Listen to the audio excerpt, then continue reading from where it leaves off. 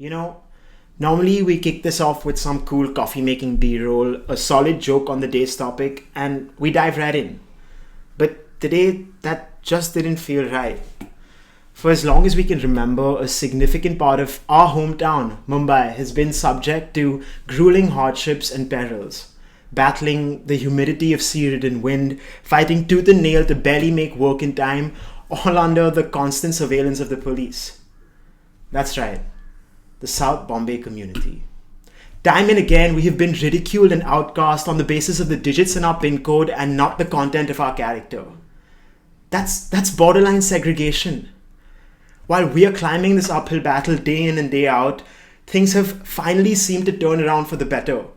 The government and local authorities have paid heed to our lonesome demands and finally taken measures to ensure that our future generations have some means of comfort. The coastal road. Finally, I'll be able to hit a dupe spin with my boys while listening to some classic G-Eazy cruising from Malabar Hill to Cuff Parade. That's the dream scene, man. Am I right, Sid? Dude, you know it connects till Borivali, right? What?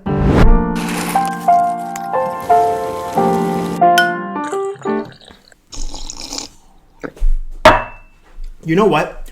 I could handle China treating the world like its personal fuck toy or Geo sticking its nose up everyone's business, but this really crosses a line. For anyone who's been living under a rock for the past 10 months, the coastal road is an ambitious 35.6 kilometer long road stretching from north to south along the coastline of Mumbai.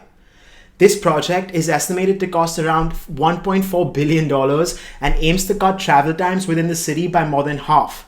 It is easily one of the most audacious and bizarre projects sanctioned by the government, and that list includes this giant satanic baby head that we can only rationalize as a depiction of Post Malone as a toddler. And this I don't even know what the fuck this is. Did a T-Rex have sex with a transformer? But while we are on the topic of pointless, over-budgeted wastes of government expenditure, let's get back to the coastal road. In spite of all its promising claims, the coastal road has also garnered a lot of negative outcry from various groups, the most important and obvious of them being the environmentalists.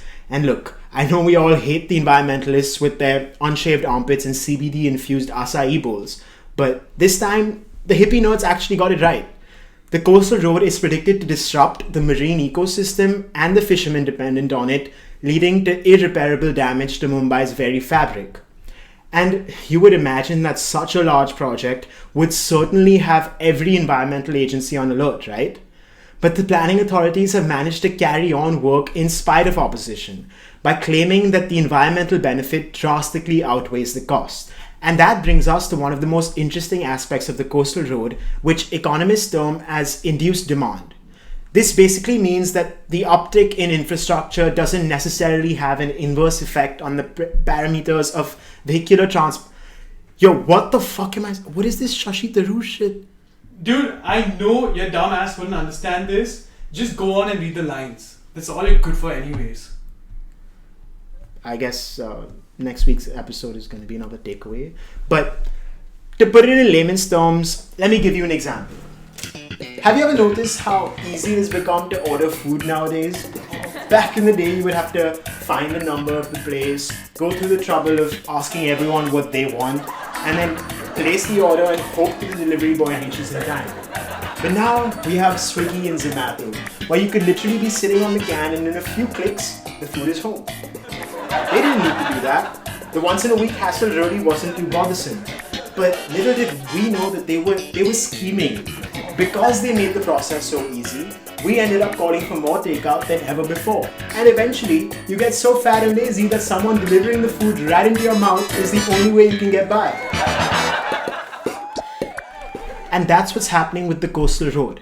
Sure, pressure on the existing roads will decrease, but the newer roads will lead to more people using their cars, and any benefit gained would be immediately negated.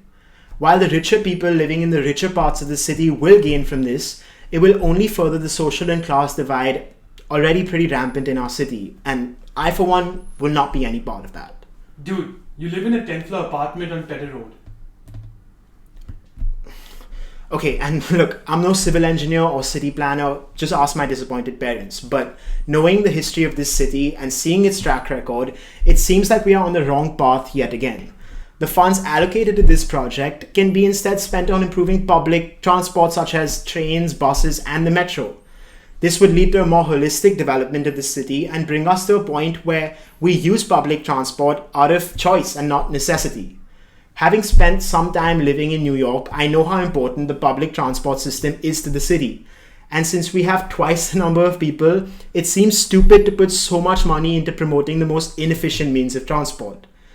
And that brings us to the crux of this episode, which is the misallocation of government resources. Wasteful government spending has become the order of the day. Time and again, funds have been earmarked for the benefit of the public, and they've been given out to asinine projects to further political agendas. We have spent money on 600-foot statues and elaborate arrangements for racist world leaders instead of developing the public health or schooling systems or empowering our farmers.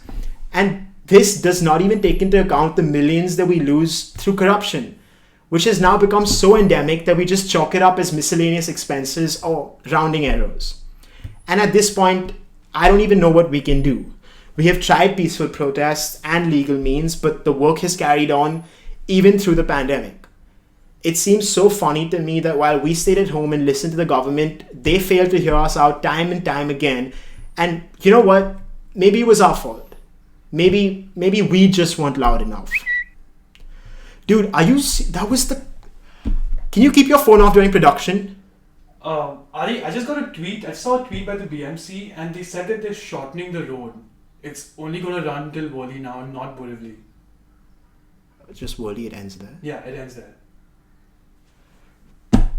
You know what? Having said that, the road isn't that bad. I text Jay, 7th grade, meet me at the corner shop. He be in there in 10, ringing all the quarters up. Throw a pack of 40s in, slide him 20 off the top. We were barely 40 then, but dude knew we were from the block. Text story, what's the lookout? Hit back, what club to book out? Mission, I've been on a mission. Texting him like get the work out. I call that moving straight. All my boys been moving weight since age 3. Different dogs, same breed, things change, I stay